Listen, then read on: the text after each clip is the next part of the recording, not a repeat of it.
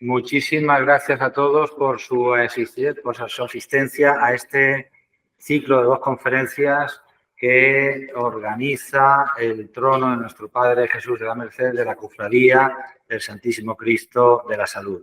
Muchísimas gracias a la Cofradía, muchísimas gracias al Trono por toda la intendencia, por toda la ayuda que nos han facilitado para poder organizar las 2 conferencias de que consta este ciclo. La Cofradía y el Trono son conscientes de que la parte de formación es también muy importante, la formación tanto teológica como en otros aspectos culturales relacionados con nuestra fe. Y en ese sentido, pues para esta tarde hemos organizado 2 intervenciones, 2 estupendas conferencias.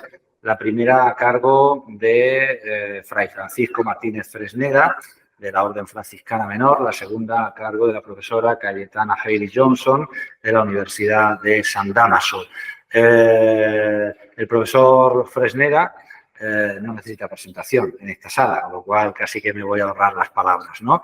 Aunque él me decía hace un momento que es un profesor jubilado, cosa que es cierta también, pero es catedrático del Antonianum de Roma, catedrático de Cristología Sistemática y autor de una infinidad enorme de artículos, ponencias en congresos, libros centrados en muy diversos aspectos de la historia franciscana, del propio Jesús como Cristo, que es el tema que nos va a desarrollar esta tarde.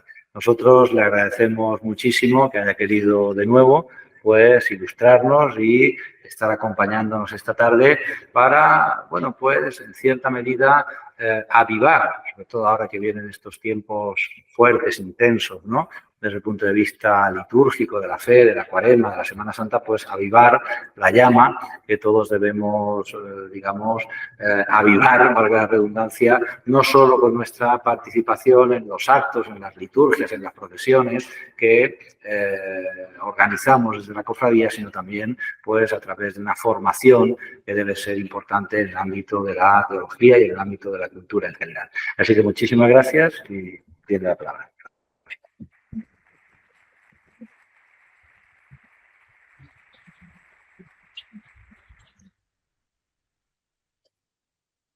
El problema.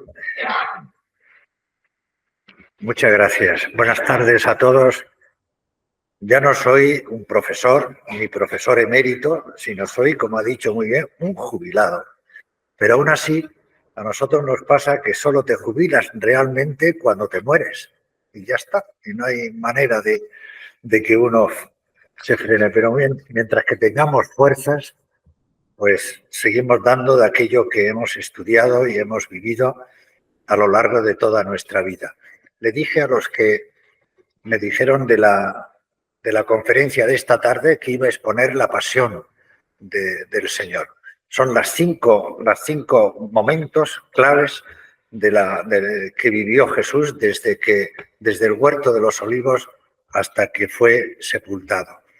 Es decir, el huerto de los olivos, empezaremos con el motivo de la condena, después la instrucción, no juicio, la instrucción en casa de Anás, porque no tenían capacidad para emitir juicios y condena los judíos en el Imperio Romano. Después juicio, el tercero es con Poncio Pilato.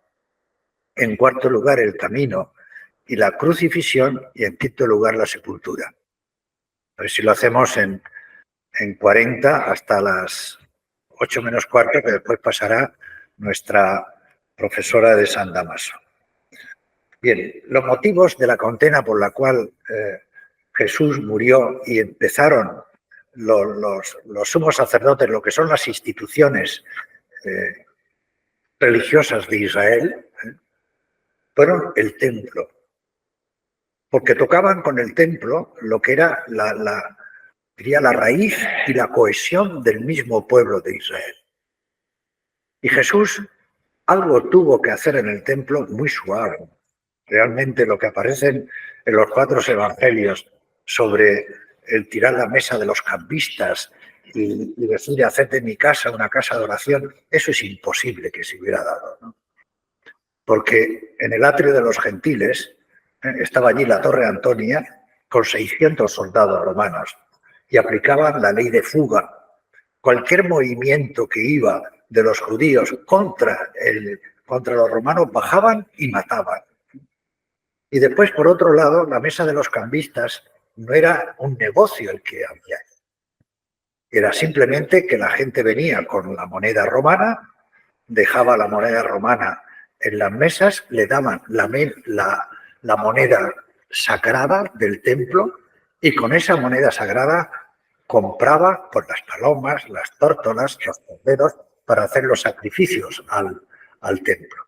El negocio estaba fuera, estaba en las granjas y estaba donde estaban el ganado, que esos sí que eran de los sumos sacerdotes, que son los que abastecían al templo para los sacrificios.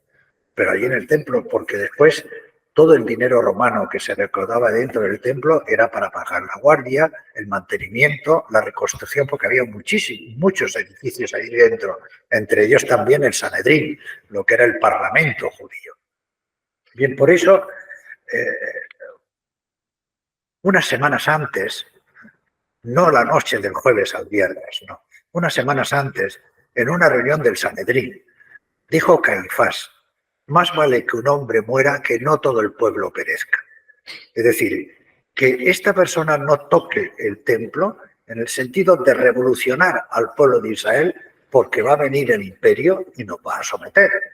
Y nos va a someter como después pasó en el año 70 y en el año 165, hasta el año 1947. Es decir, que el Imperio Romano por 2 veces arrasó Palestina y después empezó de nuevo Israel, después de echarlo los rusos, después con el sionismo internacional votó, menos mal, votó en 3 posibles naciones para irse y empezar de nuevo una reconstrucción nacional, que fueron Argentina, España y Palestina. Menos mal que ganó Palestina, si no el follón lo tenemos aquí. Eso no. Y entonces fueron a Palestina, empezaron a comprar terreno, a comprar terreno, a comprar terreno, a comprar terreno, y después con el holocausto de Hitler, entonces cuando en 1947, como sabéis, creó la ONU los 2 estados. Pero solo han hecho en él y desde ese momento pues empezó de nuevo el follón hasta hoy. Eso es donde van. Siempre son así. El judío es así. Bien, pues entonces diría, el templo, lo que no se podía tocar y lo que Jesús realmente le impuso al pueblo, a lo que son las instituciones sagradas de Israel, de que realmente no valía. ¿Por qué? Porque cuando la invasión de los persas, de los griegos en toda Palestina, el mundo griego no fue como el romano. El mundo griego le quitó a su Dios los elementos sagrados de Yahvé y puso a sus dioses griegos. Y después le quitó su lengua, tanto el arameo como el hebreo, e impuso el griego. De hecho, el Imperio Romano en el imperio dejó, como buenos romanos, que siguieran hablando en griego y solo en la itálica se hablaba en latín. Entonces, ahí es donde el pueblo se preguntó, ¿y este Dios nos sirve de algo? Una dominación de los asirios, de los medos, de los persas, ahora los griegos con este dominio tan atroz. ¿Nuestro Dios sirve de algo? Esa es la pregunta clave, que es cuando vino Daniel y dice, sí, va a venir Dios de una forma nueva donde no es necesario el templo, donde Él se dará directamente al pueblo y por tanto será una nueva forma de culto que se le dará a Él, como es una nueva forma de relación que Él tendrá con cada uno de nosotros en cuanto pueblo. Eso es lo que el cristianismo entendió del mesianismo de Cristo y el mismo Jesús lo llevó poco a poco a la práctica, que aparece en el Evangelio de San Juan, cuando yo se he levantado y atraeré a todos hacia mí. Que el sentido del templo será donde haya una relación de amor, allí está Dios. Cambia totalmente la visión cristiana porque las iglesias, bueno, después se aprovecharon las iglesias y lo mismo el sacerdocio pues vino al final del siglo, al comienzo del siglo segundo, pero la clave es esa. El templo ya a partir de Jesús es donde Dios es amor y donde haya una relación de amor, allí está Dios como presencia, diría, vital. Por eso la salvación en el cristianismo está en el capítulo 25 de Mateo, cuando dice: venid benditos de mi Padre, porque tuve hambre, me disteis de comer, tuve sed, me disteis de beber, y no dice si ibais al templo, si ibais a la iglesia, ¿comprendéis? No hacen ninguna referencia al culto, sino hace referencia a las relaciones de servicio, a las relaciones de amor, a las relaciones de humanización, naturalmente desde Dios, que nos dice. Después está la ley, las enseñanzas, la posible condena, pero eso no, todo está en torno al templo. Después, el primer hecho fue Getsemaní, que fue una oración intensa, la que tuvo allí. Se fue con sus discípulos después de la cena que mantuvieron.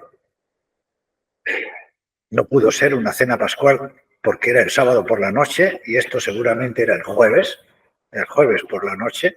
Una oración intensa la que tiene ahí, y donde realmente lo que allí sucedió fue una tentación diabólica,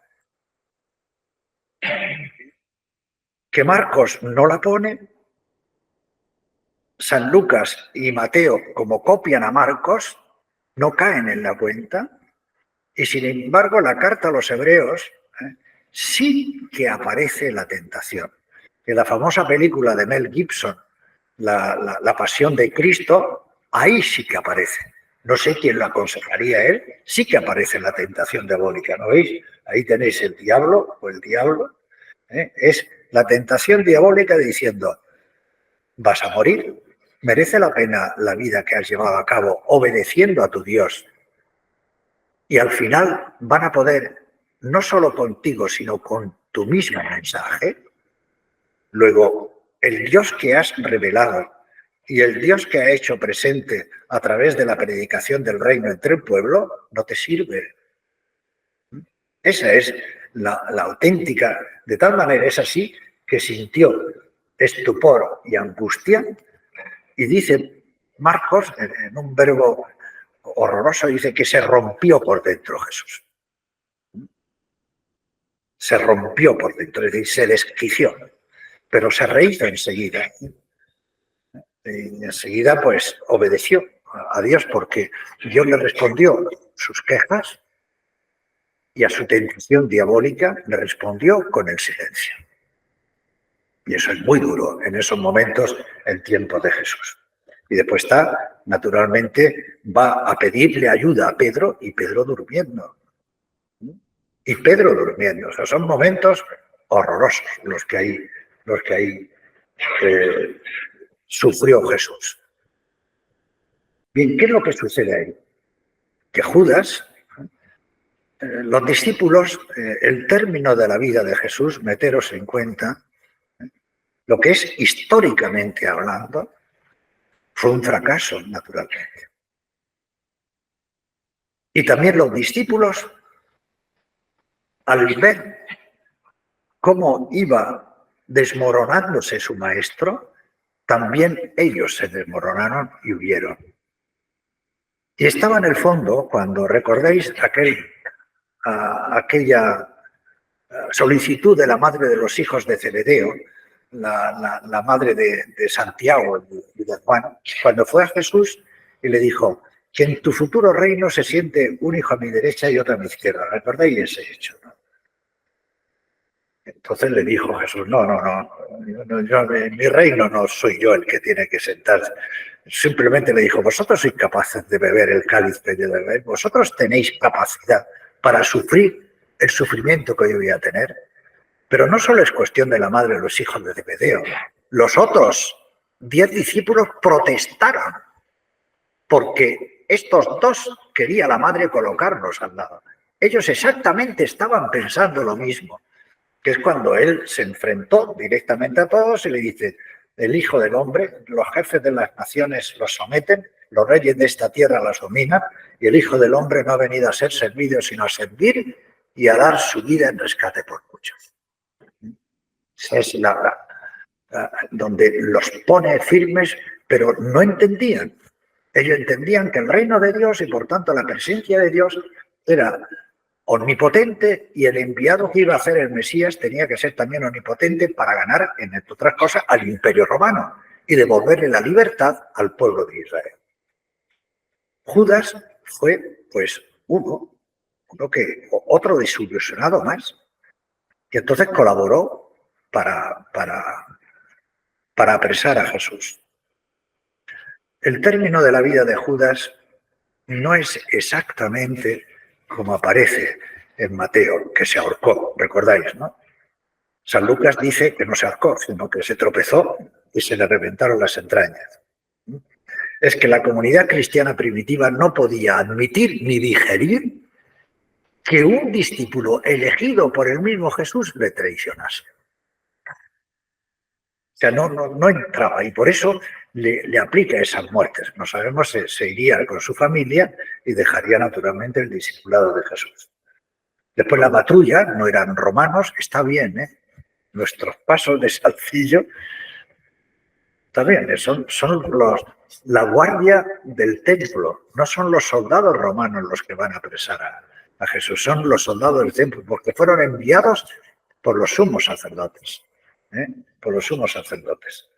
Después, lo de la oreja, claro, ahí vosotros me vais a perdonar, porque por encima de todo está la mano de Salcillo, de San Pedro, ahí la tenéis.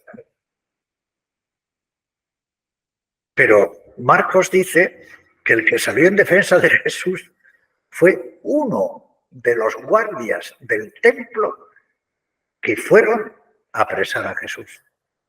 Al ver que este hombre no tiene causa para ser apresado. Después, Mateo y Lucas, pero ¿cómo? Es una vergüenza. Entonces pusieron ya 40 o 50 años después de la muerte de Jesús, pusieron a un discípulo. Y después ya Juan pues puso a Pedro, claro. El discípulo, si estaba Pedro allí, muchacho, pues Pedro, pues puso a Pedro. Pero nada más que ese corrimiento que hay en los evangelios, nada más que por la mano que talló Salcillo merece la pena ser de San Juan y no de San Marcos, ¿no? De San Juan y no de San Marcos. Y después la huida de los discípulos. Una pena, pero fue así. No estaban preparados, ¿no? Si el mismo Jesús se rompió, se desquició, pues figuraros. De todas maneras dice, Abba, no se haga mi voluntad sino la tuya. Es decir, obedeció. La relación de amor de Jesús con su Padre, en estos momentos finales de su vida, se llama obediencia. Obedeció a Dios, es impresionante. Después lo llevaron, después de darle una paliza, lo llevaron a la casa de Anás, donde allí estaría su yerno, que era Caifás. Anás era el sumo sacerdote anterior, pero Caifás era el sumo sacerdote de ese año. Y allí se hace, repito, la instrucción judía, no el juicio judío, sino la instrucción judía. Entonces, ahí es cuando le preguntan a Jesús todos los testigos que van saliendo y al final se centra de nuevo en el templo. Es que ha tirado contra el templo, es que ha criticado el templo. Y yo digo, el templo de Jesús era que mi casa no es una casa, no es un mercado, sino es una casa de oración, no valen los sacrificios, recoge Jesús los anuncios del gran profetismo del siglo VII y VIII, no quiero holocaustos sino sacrificios, ni sacrificios, sino lo que quiero es que se cuide a los niños huérfanos y a las viudas, que se cuide a los marginados y a los pobres, nada menos sacrificio y holocausto.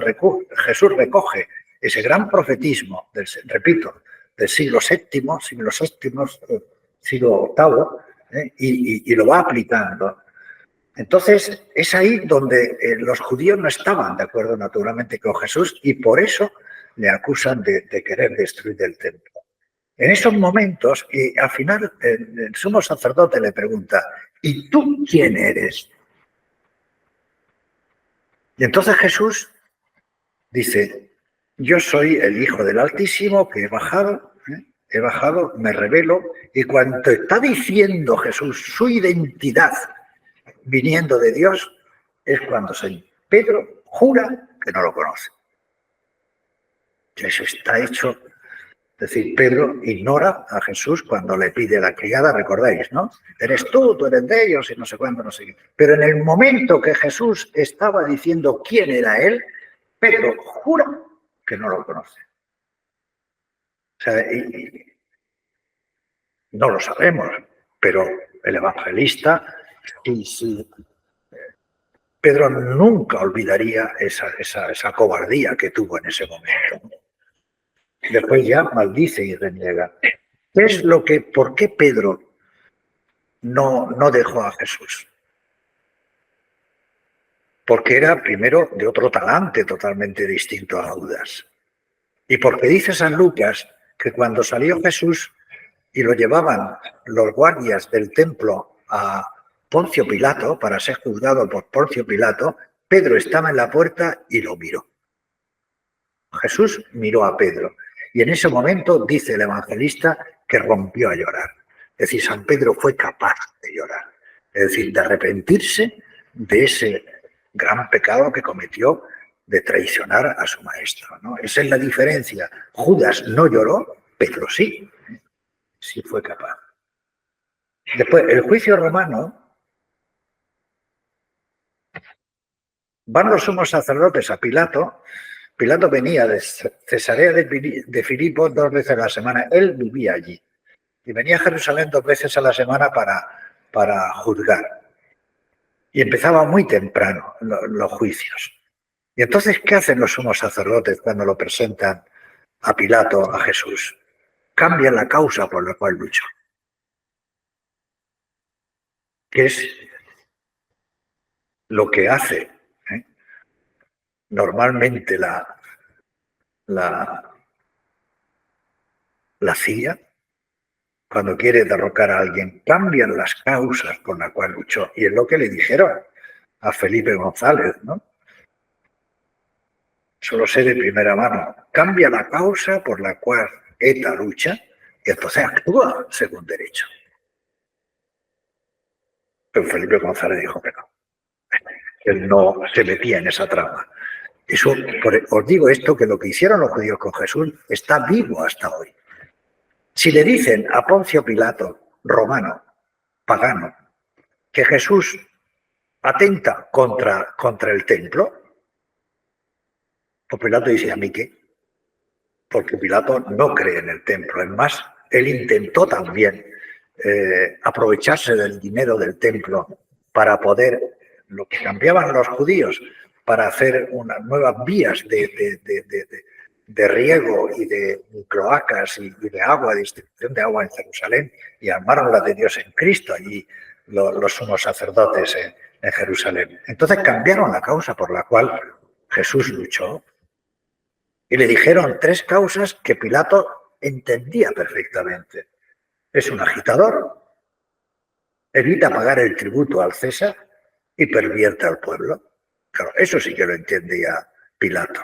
Y entonces, al final, le acusan de ser rey, que es lo más directo que hay contra Tiberio, contra el emperador, aprovechándose de la predicación de Jesús sobre el reino de Dios. Pero el reino de Dios, me lo dijeron, y por eso aparece el INRI, Jesus Nazarenus Rex Judeorum, que es lo más claro que podía hacerse para llevar a una persona a la crucifixión por oponerse al poder del emperador, ¿no? Y eso es lo que quedó. O sea, el crimen lese majestatis. Pilato diría a la cruz, ibis in crucem, a la cruz, y después los azotes, los soldados no romanos, venganza. Es decir, el diálogo que aparece de Pilato con Jesús, eso es impensable. Porque Pilato, ¿qué le presentarían allí? Normalmente, pues 100, 150, 200. 200 y pico, dice Flavio Josefo que era invivible Jerusalén por la tensión constante que había debido a los celosos que mataban con puñales y ellos mismos se ponían a gritar, aquí hay un muerto, aquí hay un muerto, y decía que Jerusalén era tan la tensión por estos terroristas que luchaban contra el mundo pagano, porque estaban pisando suelo sagrado de Israel, que no se podía, que esto derivó después en los celotes, que al final vencieron las dos cohortes romanas que había en Cesarea de Filipo una y en la Torre Antonia, en Jerusalén otra, y declararon la independencia de Israel. Claro, duró lo que un perro en misa, como dicen normalmente, hasta que se dieron cuenta. Vino el ejército de Siria y arrasó. Ahí está, para inmortalizar ese momento en el año 70, en el Arco de Tito, al lado del Coliseo romano. Allí están los judíos llevando el Arca de la Alianza, como esclavos, sometidos al Imperio Romano. Ante eso, Pilato, y fijaros la imagen de un Galileo que no era bien visto en Jerusalén, Jesús llevaba 2 palizas ya, la del huerto de los olivos y la de a la salida de la casa de Anás. ¿Y qué haría Pilato? A la cruz, el siguiente. Y lo que hacía, según las actas. Y además un romano que despreciaba al mundo judío como era Poncio Pilato. Después lo azotaron, que los azotes tenían que estar controlados, era desangrar al reo para que durase menos en la cruz. Pero no podían matarlo en los azotes, porque morir en los azotes era una sentencia distinta a de morir en cruz. La peor, naturalmente, era la de morir en cruz. Pero como iba ya debilitado, Jesús era mayor, Jesús de joven nada. La Edad Media, que el culmen de la vida en el Imperio Romano y en Israel eran 20 años. Y la edad máxima de morir eran 40 años. Si Jesús, según la tradición, murió a los 33 años, era una persona mayor. O sea, no creéis que era un jovenzuelo. Y aún así resistió, por eso los azotes le darían, claro, y ya se debilitaría del todo, porque sí que aparece, y eso sí que es histórico, Simón de Cirene, que le ayuda, le pone la traviesa y al poco cayó, estaba debilísimo. Y Simón de Cirene, el padre, dice, de Alejandro y Rufo, que seguramente se convirtieron al cristianismo y las comunidades cristianas lo identificaban como tales. Por eso se sabe, Simón de Cirene, que le ayudó a llevar la traviesa, era como el resultado también de los azotes. Los azotes no lo daban los romanos, ellos no se manchaban con sangre judía. Eran los que los romanos contrataban de Egipto, de la Decápolis, de las naciones vecinas, que le pagaban cualquier cosa y ellos le ayudaban a los soldados romanos para controlar lo que es el orden dentro de Israel. Y entonces Israel les escupía por la calle los judíos a ellos. Traidores, os he vendido por unas cuantas monedas y estáis ayudando al imperio que nos someta, que nos esclavice y nos quite la libertad, que es la obsesión siempre de Israel, la libertad. Y por eso le daban, los azotes lo hacían esta gente que entonces se vengaban de los judíos porque no le permitían comer, ni comprar, ni ir a los comedores públicos, tenían que vivir como excluidos de la sociedad. Bien, el camino de la cruz. Simón de Cirene, lo que ya solo he dicho, después las mujeres sí que aparecen. El recorrido de Jesús, como estaba tan débil, porque se cayó, tuvo que ser en línea recta, como hacen ahora los franciscanos el Vía Crucis, desde el Pretorio hasta el Gólgota, porque el que estaba condenado ya a muerte en cruz por haberse opuesto al emperador, no podía morir como una persona, en su cama, en su casa y en su ciudad. tenía que morir fuera, ya no era persona. Y por tanto lo llevaban al Gólgota, a un montículo fuera de la ciudad.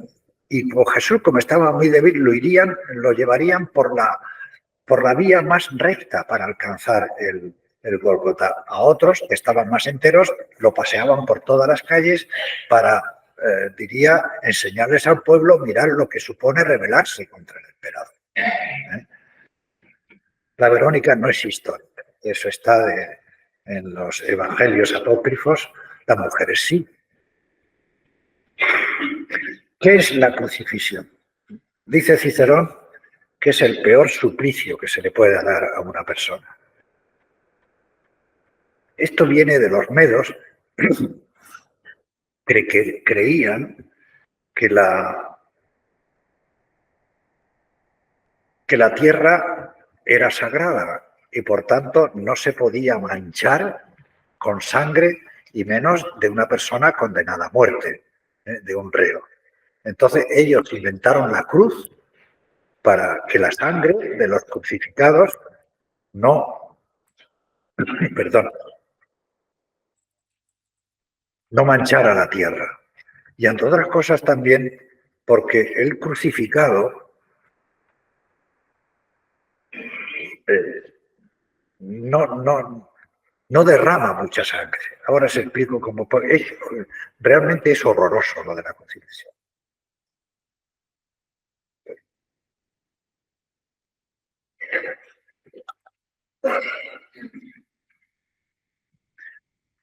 Dice también la escritura, maldito quien cuelga de un madero, también lo dice. La forma de la crucifixión.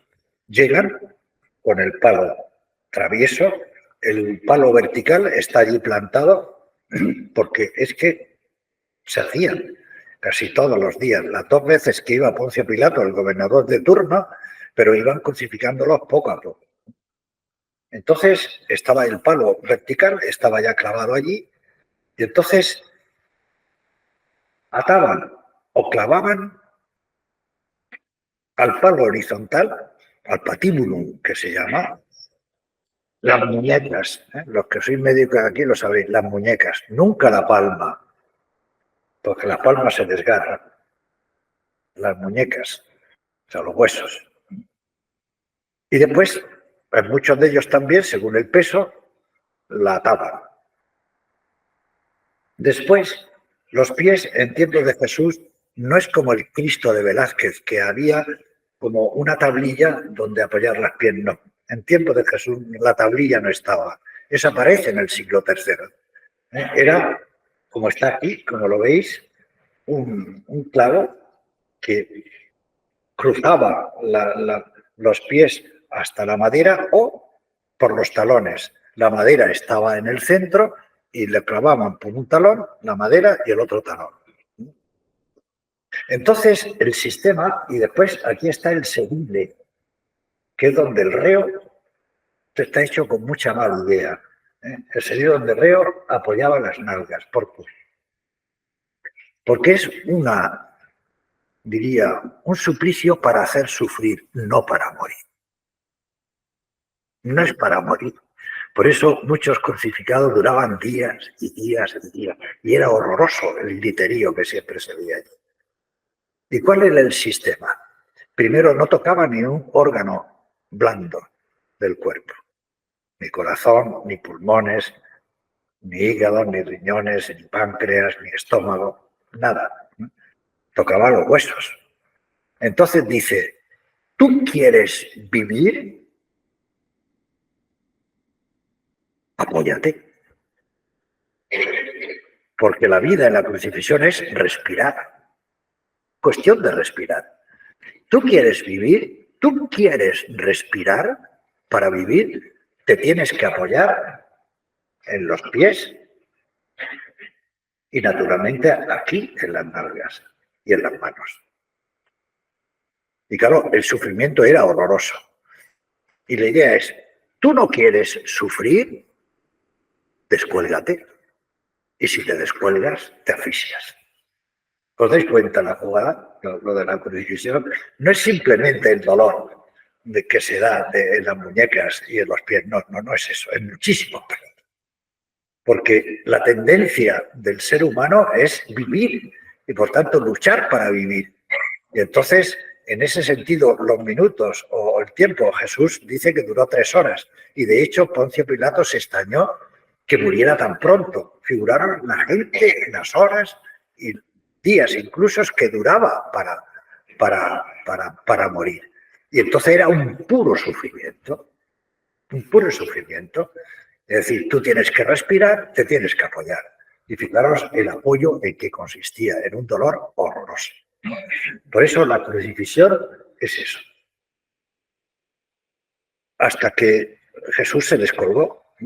Se descolgó. De hecho, dicen los evangelistas que a él no tuvieron que quebrarle las piernas. Cuando ya se tenían que ir o no habían soldados de control o verdugos de control de los muertos, es como dice en la Escritura, le quiebran las piernas, se descuelgan, se asfixian y punto.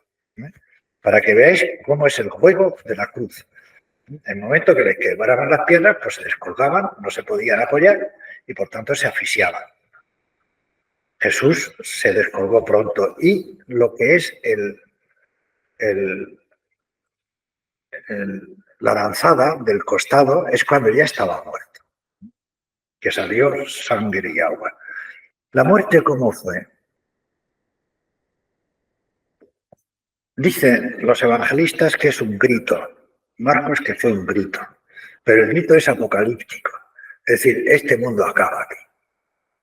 Y empieza un mundo nuevo, que es cuando Dios resucita a Jesús de entre los muertos. San Juan, como es una vuelta al Padre, vino de Dios y vuelve a Dios, no hay grito, es inclinación de la cabeza. Lo cierto es que es una interrupción de la vida. Haría un gemido, lo que significa la interrupción de la vida. No es lo mismo una vela que se va consumiendo poco a poco que una vela que le soplas y se apaga, ¿no? Pues es eso, que le soplas y se apaga. Fue como una interrupción de la vida, pero no muy trágica, trágica en el sentido de chillíos y griteríos, porque Jesús no tenía fuerza para nada. Ya no tenía para fuerza. Después los evangelistas, Marcos pone, Dios mío, el Salmo 22, Dios mío, ¿por qué me has abandonado? Mateo copia exactamente lo mismo, Dios mío, ¿por qué me has abandonado? Lucas copia otro verso del Salmo 22, Padre, en tus manos encomiendo mi espíritu, y San Juan, inclinando la cabeza, expiró. Fue como un paso a la gloria del Padre. Naturalmente, no se sabe exactamente lo que allí dijo Jesús. Lo más acertado que yo he leído es que se aplique ahí los motivos reales que Jesús esgrimió para sí mismo en su conciencia, que fue lo que expresó a los discípulos de que yo no he venido a ser servido sino a servir y dar mi vida en rescate por muchos. Esa frase sí que es histórica. Y eso es, diría, el sentido más profundo que puede tener la vida de Jesús. Y el verbo se hizo carne y la palabra se hizo carne. Tanto amó Dios al mundo que envió a su propio Hijo. Tanto amó Dios al mundo. Es la expresión máxima del amor de Dios a nosotros. Luego Jesús dio la vida por el amor a nosotros. Es la expresión máxima de su amor el dar la vida. Eso sería el motivo fundamental que aparece, se puede deducir de los evangelios, de la conciencia que pudo tener Jesús en esos momentos trágicos de la vida. Después, la sepultura, hubo un pacto entre los judíos y los romanos, porque los romanos, las alimañas son los que se comían los cadáveres. No se podía bajar el cadáver de la cruz. Eran las alimañas las que se comían los cadáveres y después venía la familia, cogían los huesos y los llevaban al cementerio. Pero el judaísmo, como sabéis, tenía la creencia en la resurrección de los muertos, entonces tenían que enterrarlos. Entonces ellos permitieron los romanos que enterrasen a los judíos y los judíos cedieron de que no fueran en el panteón familiar, sino allí mismo. Entonces, donde aparecen cuevas, muchas cuevas, que Jesús por lo bajó, aparece José de Arimatea, un hombre bueno, que después, al final, también lo hacen discípulo de Jesús, que le pide a Poncio Pilato el cadáver y lo meten desnudo. Los judíos también le sacaron al Imperio Romano que los órganos de reproducción el judío hasta hoy no los puede ver. Entonces moriría con un paño, como aparece en las cruces, así moriría y así sería enterrado. Aunque San Juan pone paños, pero no. Era enterrado metido en una cueva, se corre la piedra para que las alimañas no coman el cadáver. Y al cabo del año o 2 años es cuando la familia puede venir, recoger los huesos y llevarlo al panteón familiar, ¿no? Es así como termina la vida de Jesús. -4 en punto, Aquí tengo mi reloj para que no me chille la señora Johnson. Vale, pues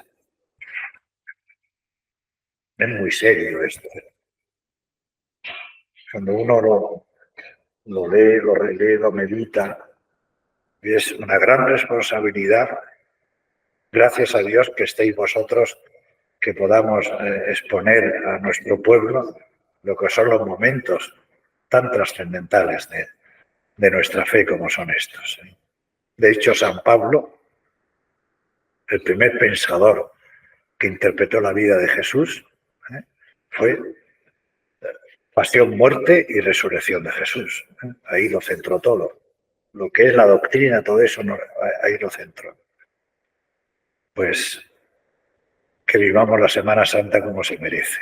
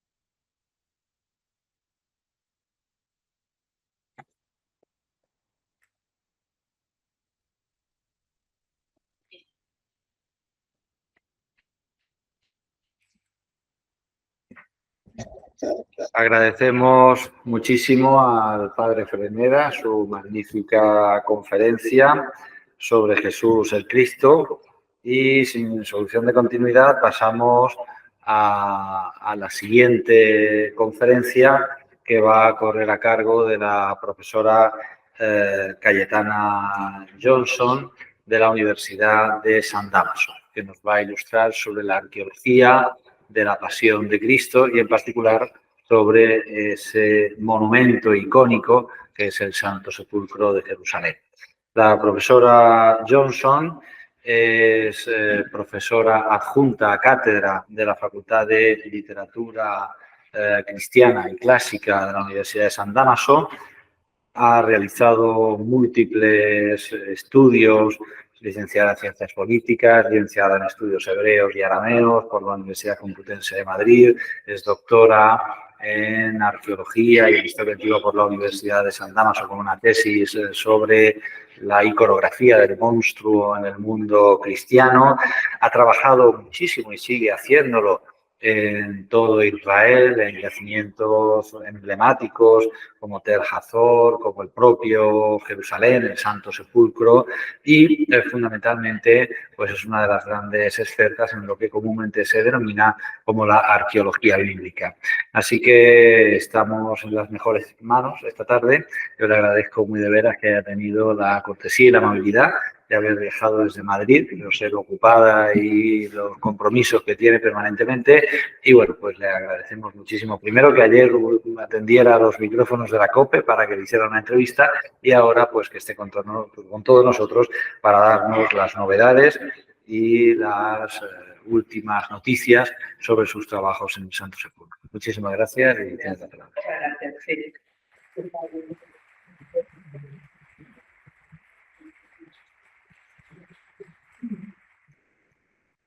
Pues sí, son ya muchos años en Tierra Santa con el pico y la pala y empecé allí en el 96, calle Estrada, y hasta el año pasado, ¿no? Y bueno, pues hemos vivido de todo allí, no solamente en el plano arqueológico, ¿no? Sino también intifadas, guerras, y bueno, es un país extraordinario, es anormalmente santo también, a todos los efectos, y desde hace unos 30 años para acá se está acabando de una manera extraordinaria. De verdad, los datos, la estratigrafía a lo largo y ancho del país es abundantísimo, y además sirve para confirmar que este mundo de la Biblia, ¿no? Los relatos que conectan el Antiguo y el Nuevo Testamento y toda una serie de textos y epigrafías que hay alrededor, pasando también necesariamente por los manuscritos del Mar Muerto, que es el eslabón necesario para entender el mundo en el que se mueve Jesús, y Juan el Bautista igualmente, y más miembros, ¿no? De todo este mundo bíblico, pues sirve de una manera extraordinaria para entender por qué es el quinto evangelio. Y de verdad damos testimonio, damos fe en toda su dimensión, y parte de lo que voy a comentarles hoy pues es también, ¿no? Este trabajo extraordinario que hacemos, y con interesantísimas, importantes novedades que también van a sorprender a más de uno. Entonces, en este itinerario de lo que es Santo Sepulcro, pues arrancamos con otra entrada diversa con los tejados, porque también el antiguo Israel le gusta vivir en los tejados, y es una costumbre antiquísima del otro lado del Mediterráneo. Y en esta novena estación es donde vamos a tener que atravesar el patio donde viven los coptos, donde vive la iglesia etiópica también, que son las iglesias cristianas más antiguas del Próximo Oriente. Y de hecho, pues cuando se va introduciendo el cristianismo en sus ámbitos nacionales, les va a dar también esa identidad nacional como pueblo copto etiópico. Y de hecho, pues en Egipto, uno de los temas que estoy trabajando últimamente es el itinerario de la Sagrada Familia, el itinerario copto en Egipto, y es apabullantemente fascinante también. Así que espero que habrá otra ocasión para hablar de estos itinerarios de la Sagrada Familia, huyendo de lo que se trata, ¿no? El caso es que estos tejados de Santo Sepulcro, y precisamente donde está aquí el venerable sentado al fondo, compartiendo este espacio de los cruzados del siglo XII, que era su comedor, pues por ahí es donde empezaremos a descender a lo que es este espacio de que Constantino el Grande y Santa Elena, la formidable Santa Elena, la Pampa, ¿no? La patrona de los arqueólogos, precisamente, pues vamos a encontrarnos con esta inmensa cisterna de agua que sirvió para que los trabajadores de Santa Elena y Constantino empezaran a proyectar el edificio santo, la primera basílica, y sigue brotando agua. Esto también fue un gran problema a la hora de entender cómo abordar el mantenimiento y la restauración reciente del Santo Sepulcro, que desde los años 2016 y 2017 vienen dándose hasta hace nada, porque he venido hace unos días de Israel y he podido observar cuáles son los trabajos de mantenimiento y restauración que ya están con las fases del suelo, después de haber consolidado el edículo, la tumba de Arimatea, y entonces sí se ha observado que hay importantes grietas en el subsuelo que hacen que el edificio corra el riesgo de desmoronarse. Y por tanto, los trabajos son muy serios, son muy concienzudos también, y sobre todo porque sirven para unir todas las denominaciones cristianas.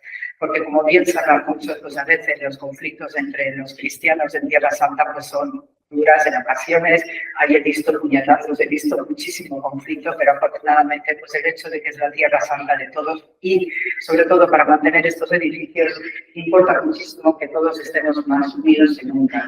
Entonces, cuando allá por el comienzo del siglo IV vemos el advenimiento de Constantino y Santa Elena en Tierra Santa, ya tenemos este formidable punto del Imperio Romano de Oriente, llamado bizantino, pues Jerusalén en particular va a tener un florecimiento espectacular. Y pasa especialmente por levantar un edificio emblemático, representativo de la crucifixión, la resurrección, y es esta primera basílica que va a ir emergiendo, pero después de haber desmontado un templo a la diosa Venus o a la diosa Afrodita que proyectara el emperador Adriano como resultado de la derrota o la victoria romana sobre aquellos judíos últimos mesiánicos de Bar Kokhba. Este líder mesiánico, Bar Kokhba, que significa en arameo hijo de la estrella.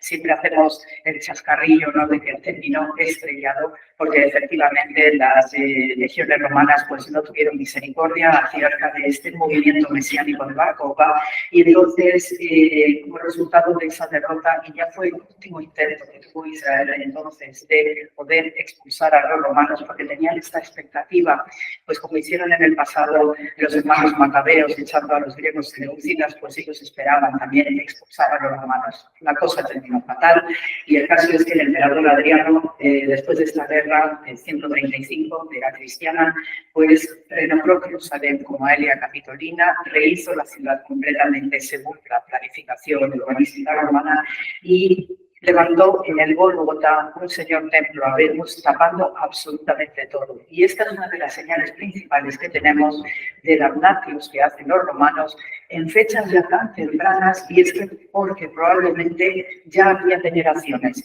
sin tener una iglesia, sin tener ningún tipo de santuario propiamente dicho, pero sí sabemos de unas veneraciones que se estarían dando para que el emperador romano pusiera tanto empeño en levantar este templo pagano a Afrodita en este lugar concreto y ningún otro. Y de hecho también tenemos restos de la proyección de un templo a Júpiter que se estaba también levantando en donde estuvo en antaño el antiguo templo de Herodes el Grande, que quedó arrasado por el emperador Tito en el año 70.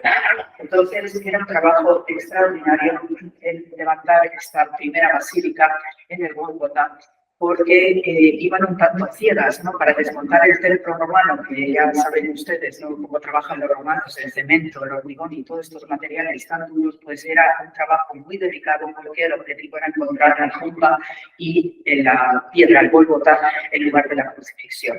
Entonces, allí pues iban un tanto a ciegas, también trajeron trabajadores cualificados pues, para ir desmontando poco a poco el santuario, y efectivamente empiezan a dar señales de estos lugares tan emblemáticos, para que luego tengamos la primera basílica, que si ven ustedes aquí en la parte de abajo, esta primerita del siglo IV de Constantino y Santa Elena, luego vamos a tener en medio la cruzada, y luego el estadio final, la iglesia del Santo Sepulcro que vemos en la actualidad. Son reportajes espectaculares que hizo National Geographic, y como también soy colaboradora de National Geographic y he escrito con ellos, pues me permiten utilizar estas imágenes, porque están muy bien reconstruidas a partir de la restauración que se está realizando desde 2016-17 hasta la fecha de hoy. Están reconstruyendo extraordinariamente bien todos los niveles arqueológicos y todos los estilos arquitectónicos igualmente de este lugar tan emblemático para la cristiandad. Entonces, lo que sí tenemos claro es que la Basílica de Constantino y Santa Elena pues, era un espacio mucho más abierto que los edificios que vinieron a continuación, porque sobre todo con la arquitectura cruzada, que es una arquitectura también militar, es una arquitectura maciza, porque esa es la labor de los arquitectos cruzados, de crear fortalezas, y por tanto, como había que proteger este lugar tan santo, pues este es el estilo arquitectónico que hoy se sigue viendo en la actualidad. Pero lo que es el estilo de Constantino y Santa Elena, puesto que lo que importa es articular bien a los peregrinos que ya están trocando por la ciudad de Jerusalén, pues creamos espacios abiertos y también con un importante simbolismo desde el punto de vista de la arquitectura sagrada. Imagínense que aquí, muy a su derecha, o muy a la derecha, está el Monte de los Olivos. Entonces, hay una una conciencia que suma lo que es el espacio físico natural con una visión sagrada del cosmos que se plasma a nivel terrenal y humano entre nosotros. Y esto es clave judía. Entonces, para los hebreos, el sol que nace en Oriente y va proyectando sus primeros rayos por encima del Monte de los Olivos, y además que va a coincidir la salida del sol con el punto por el cual el domingo de Ramos Jesús va a entrar con ese pollino blanco desde Betfagé y va entrando triunfal a Jerusalén. Ese punto para los judíos es el punto desde donde va a venir el Mesías. Entonces, tiene una importancia simbólica para el rito del Templo de Jerusalén ya también porque ese era el momento cuando salía el primer rayo del sol que incidía directamente en el Santo de los Santos del Templo de Jerusalén, que los sacerdotes levitas iniciaban los ritos de la mañana, los shacharit, que se llama la plegaria de la mañana. Y cuando ya se destruye el Templo de Jerusalén, esos mismos rayos del sol fueron utilizados magistralmente para el nuevo mensaje de la cristiandad a través de la Basílica del Santo Sepulcro, porque los rayos que antaño terminaban se metían en el Santo de los Santos del Templo de Jerusalén, ahora van a venir desde el oriente, cruzando simétricamente por el centro del edificio y van a terminar en el líquido, en el interior. Y ese agujero que ven en el techo, que hoy también tiene un agujero en la punta, el sol hace un ascenso vertical y ese es el motivo de la resurrección. Es decir, que desde el plano de la simbología de la arquitectura sagrada unida a estos aspectos de las luminarias propias, ¿no?, de la naturaleza, es la entrada del sol como símbolo mesiánico desde el oriente, entra directamente, se para en el edicto y después sube. Y esto es el símbolo de la resurrección para entender por qué la basílica del Santo Sepulcro se haya configurado como se ha hecho.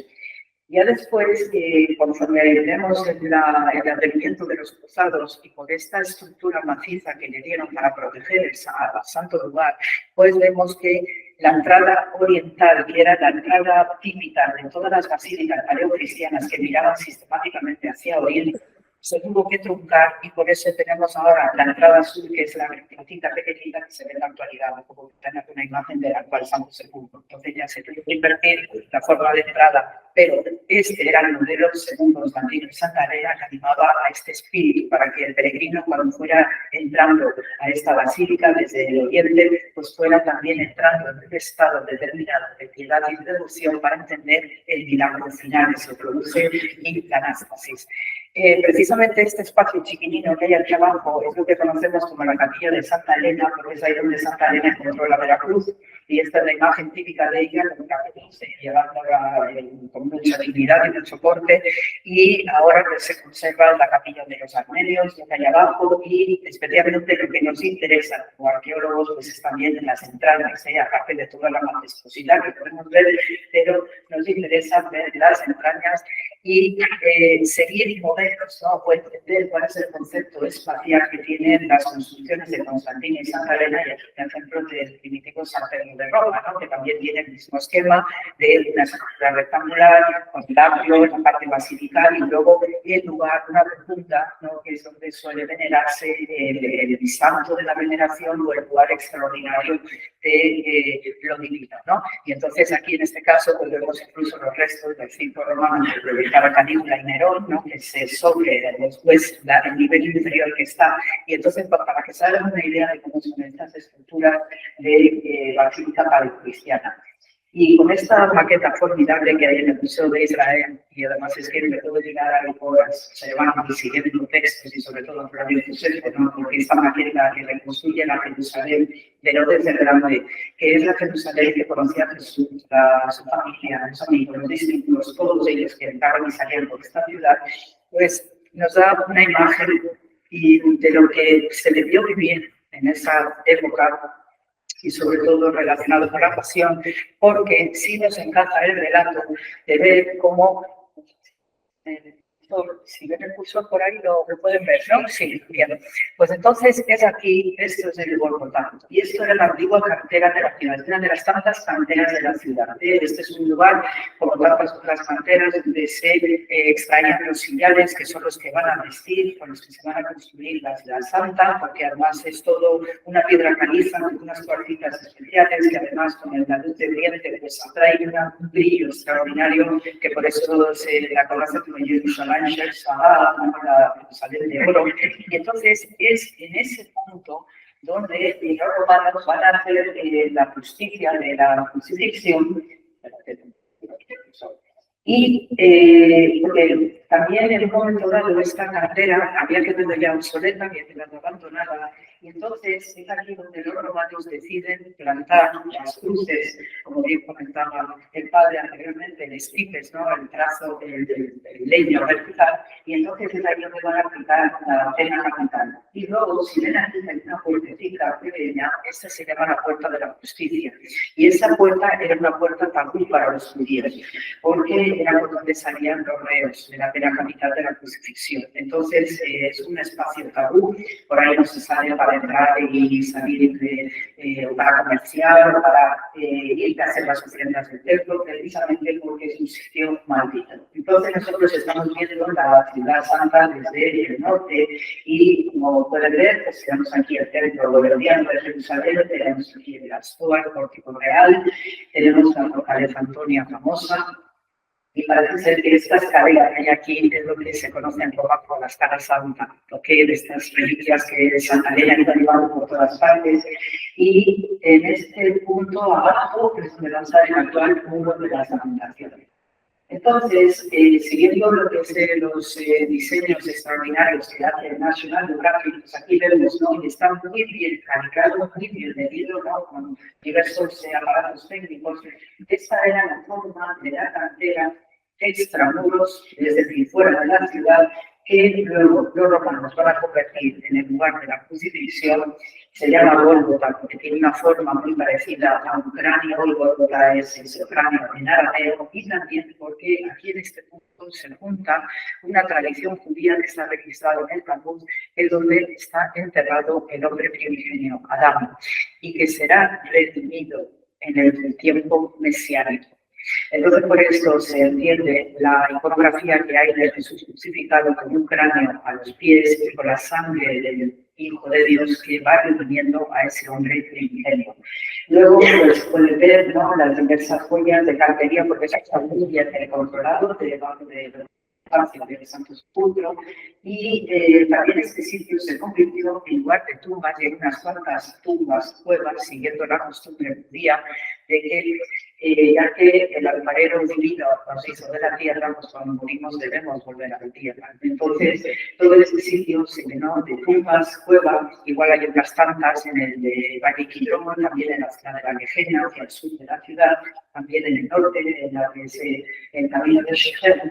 Y aquí es donde Arimatea va a comprar un pequeño terreno para tener esta cueva tumba, porque no existe en estos tiempos de los hebreos, no existe el concepto de necrópolis o cementerio como nosotros lo tenemos, sino que uno iba comprando parcelitas de terreno y va ahí cavando, o si hay una cueva hecha mucho mejor, porque lo que hago dentro en el interior es mejorar, implementar todos los espacios necesarios que son propios del rito funerario judío. Y entonces, en este contexto, pues se entiende muy bien cómo queda, ¿no?, dentro del convento de unas monjitas ortodoxas actuales en la actual Jerusalén, la que San Nesri, pues se conservan restos de esta muralla y de la puerta de la justicia, y nos da todo el entorno de cómo es este lugar del Gólgota. Entonces, ya una vez que tenemos una tumba, cueva, una costumbre judía, pues lo tenemos establecido en unos espacios muy concretos, y de esto también hay unas cuantas tumbas a lo largo y ancho del país. Sabemos que es una costumbre antiquísima, que por lo menos nos llega desde el periodo calcolítico, nos situamos alrededor del 4000 antes de la cristiana, y en estas tumbas hay espacios muy bien definidos, y todo obedece también a esa esperanza escatológica de la resurrección. Y tenemos un primer patio, una entrada donde se suelen sentar allí los familiares o las personas más allegadas, porque la forma del vuelo judío es estar sentado en el suelo, echándose ceniza en la cabeza, no están muy recogiditos, y como hay dolor, pues todos los vecinos les suelen dar de comer, les suelen dar de beber, por aquello de la compasión y la piedad de ayudar a los que están en duelo. Tenemos la famosa piedra Borel, que es redonda, y esto le llamamos en inglés Rolling Stone, parafraseando mucho de rock. Y luego, una vez que uno ya entra en la primera sala, la primera estancia, tenemos lo que es el banco de pudridero. Y entonces ahí, según la costumbre judía de tratamiento, y esto también está muy bien basado en el Talmud, en el Tratado Semachot, en el Tratado de las Alegrías, por aquello de curar los dolores y la pena con el duelo funerario, pues al cuerpo de los fallecidos se les trata de una manera exquisita, precisamente porque hay esta esperanza de la resurrección. Entonces hay un primer vendado que es al estilo de una momificación a la egipcia, donde empezamos por los dedos de los pies y luego van todos los miembros, ¿no? Las partes dobles del cuerpo, los dedos de las manos, todo se venda de manera exquisita. Y luego finalmente se hace el cubrimiento total, una crisálida, ¿no? De sudaria. También hay unos tratamientos específicos, ¿no? Con aloe vera, con mirra. Las aguas muscales, las aguas benditas también son esenciales para el tratamiento funerario. Y en el caso del cuerpo de Jesús, tenemos un tratamiento más que extraordinario, porque tenemos un cuerpo maltratado, escarmiado, tenemos un cuerpo flagelado, dolido. Y esto para los judíos era una auténtica abominación, puesto que en su creencia, y también es compartida por todos nosotros, al ser creados por Dios y somos hechos semejantes a Dios, y de una materia prima, que es una tierra especialmente indicada para ser creados, ¿no? A la imagen y semejanza del Creador, somos también parte de Dios. Y por tanto, el haber maltratado al cuerpo de Jesús como lo hicieron era maltratar a Dios físicamente. Y entonces, todos los aspectos, ¿no? Que hubo alrededor de la crucifixión, de eclipses, de terremotos, etcétera, pues los judíos lo entendieron perfectamente como la ira, el enfado, el dolor de Dios, perfectamente por lo que habían hecho con el cuerpo de Jesús de Nazaret. Por tanto, este enterramiento no era cualquier cosa. Y a propósito de algo que les voy a enseñar en primicia, al final van a entender muy bien cuál era el espíritu y sobre todo la devoción bizantina cristiana, que es el apartado sorpresa final. El caso es que también tenemos en el Talmud registrado el porqué de los 3 días. En este mismo tratado Semachot, había que observar a los fallecidos durante 3 días. Se iba, se venía, por eso es tan necesario que exista esta piedra rodante. El Bolel es la misma raíz etimológica de Galilea, porque Galilea es una región geográfica. Y se iba y se venía. Y eso era tarea de mujeres. También en el Talmud está muy bien basado que según los cómputos de edad de las personas, iban, en el caso de Jesús, 2 mujeres y podían ir acompañadas de un hombre. Y esto era bastante edad entre los 30 y los 40 años. Entonces, ahí estas mujeres iban y venían, y sobre todo porque estaban sanando a un cuerpo que estaba todavía sangrando y tenía una serie de excreciones que había que controlar, precisamente porque ese cuerpo había que estar pendiente para que, si resucitara, lo hiciera correctamente. Y si emprendía ya el viaje para después, pasado 1 año, que se desprende la carne de los huesos, se recolecta y se produce la segunda muerte con el enterramiento en osario, pues este plan de control sobre los difuntos era estricto en el campo judío.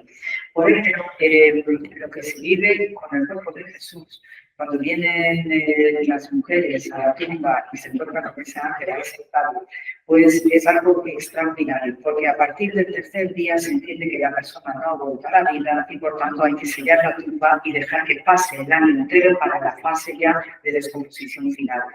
En ese caso, la experiencia obviamente es extraordinaria porque según también se ve en el Talmud, ha habido casos, describen casos de resurrecciones al 3er día y de uno de ellos que vivió 25 años más en el plano terrenal con una familia estupendísima, también con buenos negocios y al final, después de 25 años, murió del todo, ¿no?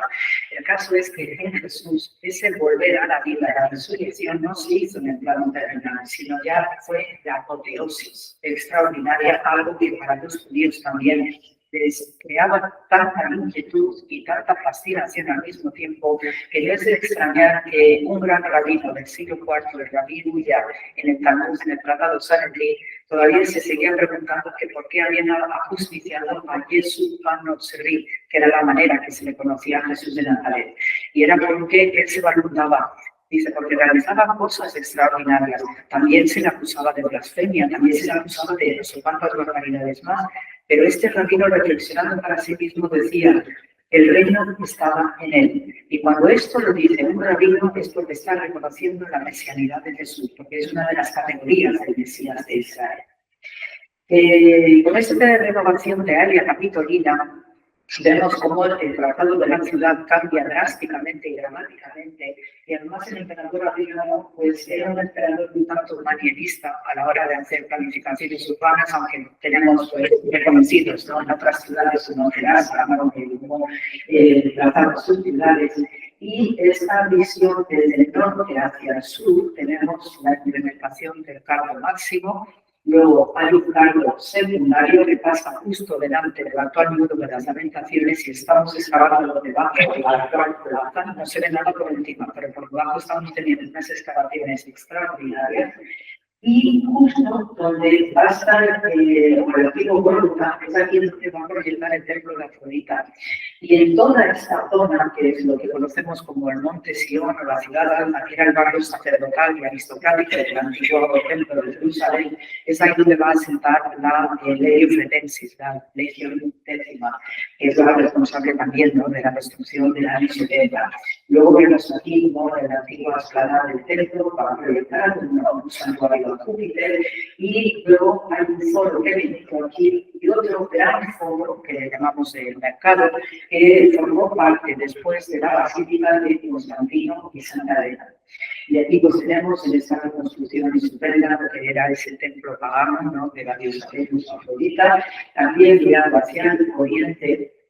Y este cargo máximo pues, va a ser utilizado oportunamente por Constantino y Santa Elena también. A la hora de la continuidad de la ciudad bizantina de Jerusalén, pues van a seguir conservando aquellos elementos romanos porque les viene muy bien y es algo pragmático también en la mentalidad romana.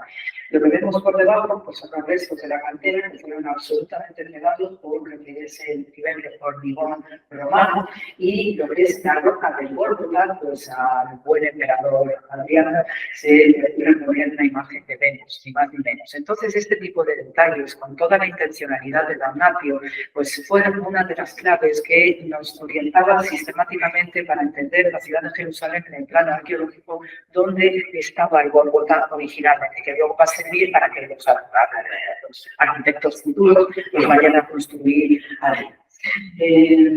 Como verán también, pues la tarea de Constantino y Santa Elena pues, fue dura, fue ardua, porque ir desmontando es un templo romano con todo lo que ello implicaba, ¿no?, de fortaleza, de estructuras macizas, pues era lo que comentaba a un momento, esa parte, digamos, dura de identificar la tumba de Arimatea y donde estaban las cruces. Entonces, lo que hicieron de la vez que fueron descendiendo y para nivelar el terreno, fueron quitando las partes sobrantes de lo que era esa colina y parte de la cantera, y me voy a quedar exclusivamente con la zona del Banco de Budrideo. Sabemos que hay otros nichos, ¿no?, internos que formaban parte de esta tumba y otras tumbas vecinas que también han quedado tapadas hasta la actualidad, por lo que es la estructura final otomana, pero lo que importa para el mensaje de la cristiandad es el Banco de Budrideo, porque Jesús no pasó a la siguiente fase, es decir, no hubo nadie que tuviera que recolectar unos huesos en la segunda muerte porque había resucitado. Entonces, para el mensaje, lo que es el edificio cristiano, me quedo con el Banco de Budrideo. Esa es la clave. Y viendo más en detalle lo que es la Basílica de Constantino y Santa Elena, pero se ve que esto también es importante señalar, no solamente el vehículo primero de Constantino, sino especialmente lo que es el tripórtico, que era un espacio abierto, ahora está totalmente cerrado gracias a la arquitectura de los cruzados, y vemos lo que es la roca del Gólgota, que estaba abierta al aire. Luego después, con Justiniano va a ponerle pues, una especie de palo para protegerlo también de las inclemencias del tiempo, pero lo habitual y lo que veía el peregrino era pues espacios más abiertos que cerrados. Bajarían probablemente a la capilla de Santa Elena, porque es ahí donde la madre de Constantino encuentra la Veracruz, pero sobre todo la veneración ante la roca madre tal cual expuesta, desnuda, con una cruz encima y luego lo que es el edicto. Y si ven aquí, si se fijan, en esta estancia hay aquí como unos huequecitos, y esto sí formaba parte de esta tumba llamada de Arimatea. Y son los nichos específicos donde se colocaban los osarios una vez que ya se recolectaban los huesos, después de haber pasado el año, el desprendimiento de la carne, y ese era el enterramiento final. Como vistas de reconstrucción, que también pues, forma parte de todos los trabajos extraordinarios que se hacen, vemos desde el occidente cómo era esta basílica monumental que predominaba y dominaba todo lo que es la ciudad de Jerusalén, la bizantina, ver cómo se ha utilizado en esta gran piazza que vemos aquí, esto era el antiguo foro de Adriano, incorporado al espacio ahora de la cristiandad. Vemos cómo está el cargo máximo, transcurriendo por aquí delante, el cargo secundario, lo que es la explanada del Templo de Jerusalén, eso se convirtió en un vertedero, en un estercolero, y al fondo el Monte de los Olivos. Y luego por aquí, ven este arco de triunfo pequeñito, pues esto está integrado en la actual Vía Dolorosa, porque este es el trazado de la actual Vía Dolorosa, y este arco Adriano, parte de él está incorporado en el convento de las Hermanas del Señor. O para si alguno viaja por ahí, ¿no? Organizando su viaje aquí entre todos. Seguro que nos apuntamos perfectamente. Y importante destacar lo máximo es que no solamente era la gran vía de una ciudad romana, donde ahí pues, tenemos las tiendas, los souvenirs, tenemos las cantinas igualmente para... Sí. Vale, gracias. Pues tenemos las cantinas y las tiendas y todo lo que es más, digamos, de la vida cotidiana, sino que estos cardos romanos y ya adecuándolos a lo que es la ciudad cristiana de Jerusalén, era la vía sacra, era la vía por donde se iban reconduciendo a todos los peregrinos que a su lado derecho y muy a la zona derecha, que es donde yo estoy excavando en Jerusalén, entroncaba directamente con la calle de Herodes el Grande, la calle de Poncio Pilatos y un tramo bizantino que subía desde la piscina de Siloé. Y todo eso es mi zona de trabajo hasta el año pasado. Y bueno, y seguirá este año, que aunque caiga lo que caiga, yo voy a estar allí ayudando a todos ellos a sacar eso adelante. El caso es que estamos ahora realizando un trabajo extraordinario debajo del pavimento actual porque hemos encontrado que la calle que llevaba directamente en su momento, en el siglo I, al Templo de Jerusalén, ya desde la época de Constantino y de Justiniano se observa que hay una ligera desviación que hacía que los peregrinos cristianos que subían desde Siloé entroncase con uno de estos cardos de la época adrianea y ya los teledirigían directamente al Santo Sepulcro. Pues este es el trabajo que estamos realizando en Jerusalén y vamos como topos, estamos todos ahí como si fuera el metro de alguna de nuestras ciudades, horadando, ponemos anillas y estamos sacando tierra y con importantes hitos de cultura material. Luego, desde el punto de vista norte de la ciudad, a quienes les suene por haber estado allí, tenemos la puerta monumental del emperador Adriano, que es hoy la puerta de Damasco. Lo que hizo Solimán el Magnífico, que embelleció la ciudad en el siglo XVI de una manera extraordinaria, y es la muralla actual, pues lo que hizo fue encastrar dentro de esta puerta monumental del emperador Adriano la puerta actual de Damasco. Y entonces uno puede ir en su interior y ver los restos romanos, incluso con juegos de los romanos en el suelo, porque los soldados romanos se aburrían como ostras en la ciudad de Jerusalén y entonces hacían juegos en el suelo.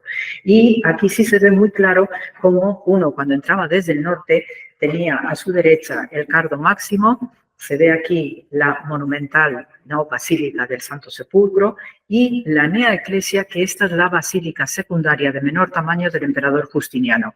Y tenía que ser siempre todas las estructuras cristianas de entonces de menor tamaño que el Santo Sepulcro, porque ese era el edificio dominante y ninguno podía sobrepasarlo.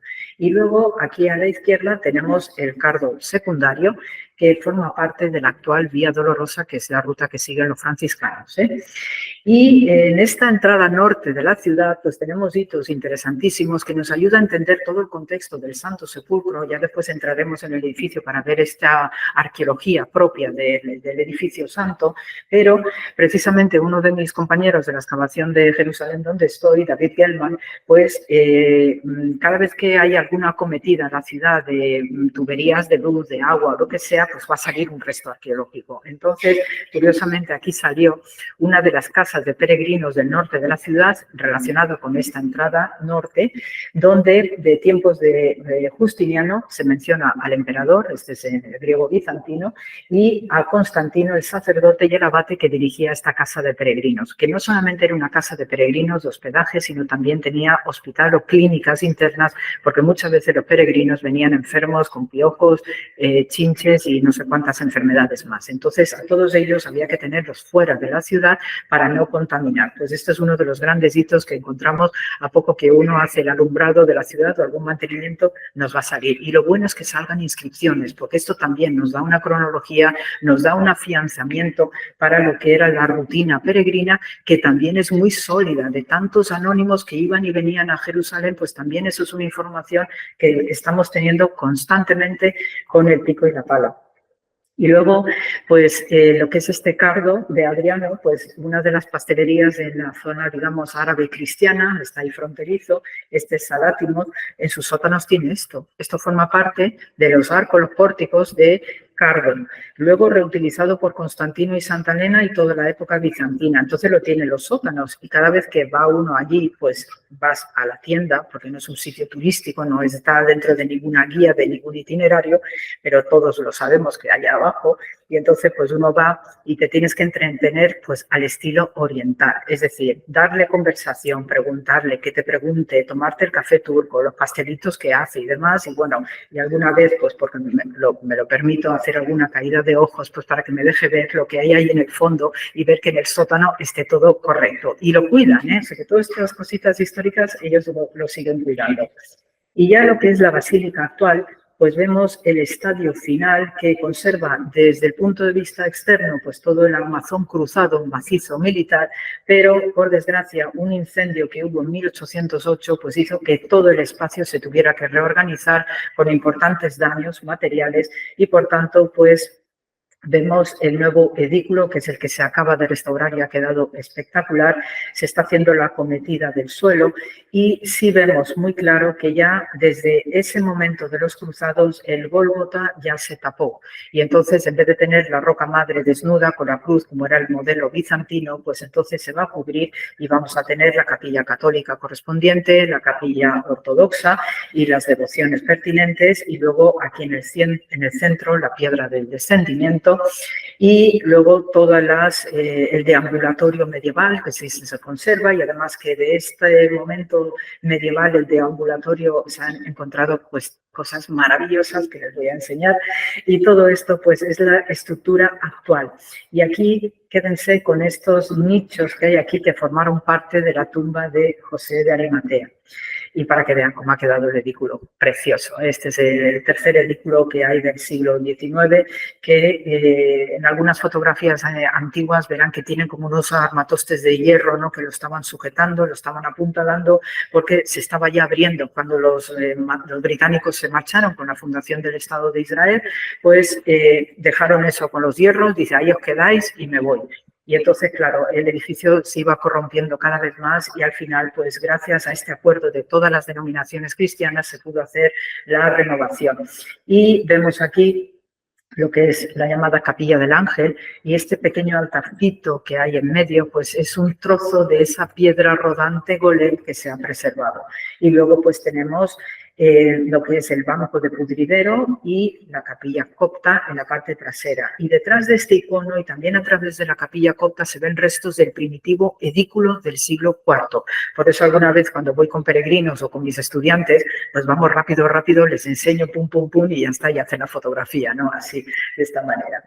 Y estas son de las cuestiones preciosas que tenemos de ese banco de pudridero, porque cuando la losa actual, la blanquita, la que todo el mundo tocamos, veneramos, etcétera, es el siglo XVI y se mantuvo intacta hasta hoy.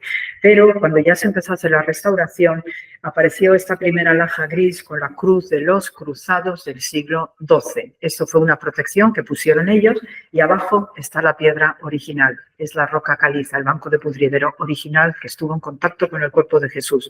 Esto es milagroso, porque de verdad que la piedra caliza, con el peso de tantos siglos de edificios y especialmente el templo del emperador Adriano, esto se habría roto, se habría quebrado inmediatamente y lo dicen todos los especialistas. Entonces, hay una anécdota piadosa, como tantas otras que tenemos en Tierra Santa, pero esta en este punto particular recuerdo haber leído porque esto estaba cerrado como un quirófano, se oían muchos olores químicos y a veces entraba en la basílica o en la iglesia pues un tractor amarillo chiquitito para llevarse escombro. Y entonces en una entrevista que hicieron a los trabajadores especializados, cualificados, que estaban trabajando en la restauración del edículo con resinas y siliconas fortísimas para consolidar el edificio, dijeron en una entrevista que cuando empezaron a desplazar la losa actual del siglo XVI, que empezaron a notar perfume de flores. Entonces, claro, cuando leo eso, digo, me encendí. Digo, al año siguiente estaban restaurando, una parte de ellos estaban restaurando la capilla de Santa Elena, abajo del todo, y entonces pues me acerqué, digo, he leído esto. Digo, habéis comentado que se olía perfume. Dice, sí, y nadie se explicó por qué, porque no teníamos nada que pudiese oler dulce, ni incienso, ni velas de estas de los ortodoxos que están hechas de miel y suelen perfumar mucho, y sobre todo porque estábamos rodeados de química, pura química, y aún así sintieron perfume de flores. Yo ahí lo dejo. Entonces, para mí es clarísimo porque sí sabemos que en hebreo la palabra ruach, que es lo que designa el Espíritu de Dios, en el Cantar de los Cantares, rejá, es perfume, porque la santidad es perfumada y dulce. Entonces, esto pues tiene mucho sentido con lo que trabajamos allí en Tierra Santa. Y esos nichos que les comentaba, que está en la parte trasera, ¿no? Se accede por la capilla siríaca, que es de las capillas antiguas, más antiguas del Santo Sepulcro, pues esto es lo que conocemos devocionalmente con la palabra Kohim, los Kohim, Kohim, y es ahí donde se ponían los osarios, y estos que tenemos aquí a la derecha son los de Dominus Flevit. Y este Dominus Flevit, donde el Señor lloró, ahí en lo alto, en Monte de los Olivos, es un sitio extraordinario por las vistas que se tiene de Jerusalén, pero también se ve cómo era la estructura o la costumbre funeraria en roca madre, con los nichos Kohim, ven aquí estas pequeñas cuevecitas y sobre todo los osarios. Y esto era la costumbre judía. Y estos dos que tenemos en esa parte trasera del Santo Sepulcro se les conoce popularmente como las tumbas de Arimatea y de Nicodemo, ¿ok? Y siempre hay velitas y siempre hay gente ahí con la veneración. Luego también otro de los detalles que también nos da una información extra bíblica acerca de lo que fue la pena de la crucifixión, pues esta inscripción de Nazaret que también creó mucha polémica en su momento porque apareció en un bazar en Nazaret totalmente fuera de contexto, pero luego sí hubo epigrafistas que pudieron rastrear este tipo de edictos y parece ser que por el mármol que es de Quíos, es un edicto imperial hecho fuera de lo que es la antigua Palestina, de los romanos, con el tema de la violatio sepulcri, es decir, la pena capital para aquellos que saquearan tumbas. Y cuando un emperador o cualquier legislador tiene que emitir este tipo de edictos es porque efectivamente se saqueaban tumbas. Y eso también nos ayuda a entender por qué se pusieron guardias en la tumba de Jesús de Nazaret, porque había esa alta probabilidad de que el cuerpo de Jesús fuera robado, no lo que dicen algunos, ¿no?, conspiranoicos que lo que intentan es falsear o negar incluso la historia bíblica, sino porque sí se sabe que había prácticas necrománticas con cuerpos de personalidades santos o magos o taumaturgos. Entonces había un sistema de preguntas del sí o no, poniéndole una moneda en la boca al difunto, utilizando el cadáver para sacar un oráculo. Entonces este tipo de mancias sí se sabía, que vienen de época helenística en particular, se sabía que se utilizaban este tipo de cuerpos. Y por tanto, como Jesús tenía la reputación que tenía de hacer milagros, de sanaciones, de exorcismos, etcétera, y ya él acabó, se fue la resurrección de Lázaro, ¿no? En ese cuarto día, pues estos edictos, claro, vinieron muy bien para evitar el saqueo de la tumba de Jesús en particular. Luego, pues, detalles de una entrada occidental de la época de los cruzados, que le llamamos el Arquillo de la Virgen, y esto hay una tradición también fruto de la devoción cruzada, donde dice la tradición, cuando aquello era todo el descampado del Gólgota, pues que María de Nazaret iba a ver la tumba de su hijo, y de hecho hay una tradición preciosa, ¿no?, que nos narra Félix Fabri, uno de los grandes relatores de peregrinación, que dice que María de Nazaret, después de la crucifixión, vivió 16 años más y hacía sus peregrinaciones una vez al mes a Belén, una vez al mes a Nazaret y todos los días hacía la Vía Dolorosa. Entonces, pues este tipo de historias, ¿no?, cuando uno llega a estos sitios y ve cuál es la praxis, ¿no?, de los peregrinos de la devoción, pues toma conciencia, ¿no?, de la larga trayectoria de composición, de lo que describen todos estos grandes peregrinos que nos dan una información preciosísima y nos ayudan muchísimo con el pico y la pala, por cierto. Pues aquí, según uno entraba en esta puerta cruzada, había al fondo un icono de la Virgen María y entonces ese era el señuelo para que uno girase a la derecha y se dirigiera hacia el edículo siguiendo el itinerario que probablemente haría María, Madre de Jesús. Y esta ceremonia del fuego que cae por el lado ortodoxo, pues también es una ceremonia extraordinaria, porque también tiene un protocolo muy peculiar, porque ahí viene el patriarca griego que debe despojarse de todos los oropeles propios de su cargo, debe entrar con una túnica muy sencilla. Dos policías israelíes le cachean por si tiene un mechero o algo con el que prender fuego, y entonces una vez que se confirma que no lleva nada, va a entrar a cuerpo vestido. Entra con unas velas y en el interior se produce ese encendido milagroso y ese es el símbolo de la resurrección según el punto de vista de los ortodoxos. Entonces, una vez que sale el patriarca es cuando comparten todos, van transmitiéndose la antorcha. Hay vídeos muy curiosos que se ven a gentes que se pasan el fuego sagrado por las barbas y no se les quema el pelo. Entonces, cuando hubo el COVID, que estuvimos confinados, pues ahí pidieron permiso a la compañía israelí El Al para transmitir en unas cajas especiales a toda la ortodoxia del mundo mundial este fuego sagrado que hicieron ellos solos aquí en el Santo Sepulcro. No sé qué detalles, ¿no?, de este periodo específico.